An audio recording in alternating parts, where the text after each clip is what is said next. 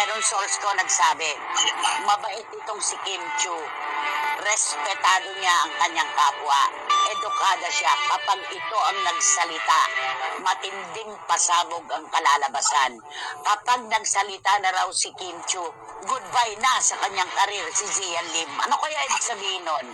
Naging usapin sa social media kamakailan ang lumabas na balita sa news online na may taong malapit umano kay Zian Lim ang nagbunyi nang maghiwalay sila ni Kim Chu.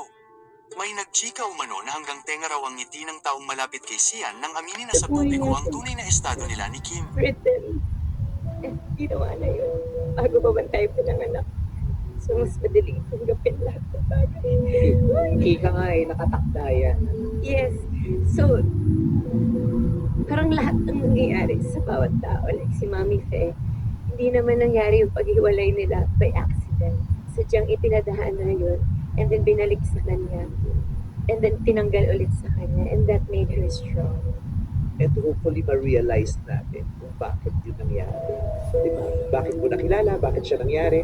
Eventually, sa tabi mo, Kim. Lalagay ako ng space. Yan. Right. Kapag in-edit. 1, 2, 3. Happy Valentine's Day, Kim! Yeah. Alright. Ay, teka lang. Naka-photo bomber ako. Isa pa nakaka-anak sa shot. Yay! Ayan! Tinuro mo pa! Sino tinuro mo? Ha? Nagmamahal ka na ba ulit? Ha? Pero na? Ano ka ba? Ima-manifest yan. Oy, manifesting. Tama. God's perfect timing. Manifesting. Malay mo pa si Keanu Reeves ang mapang-asawa. Di ba pinagkasal mo ako? Yes. Malay mo, nasa China, Korea, Wow! America. Malay mo, nag-i-impake na galing po na ng ibang bansa. Yes!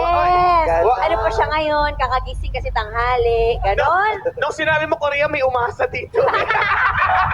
Hindi na po. Hi, Paula. Hi, Paula. Jackie, ikaw na, Jackie. My turn. Ang pinagpalit ba sa'yo mas maganda sa'yo? O hindi?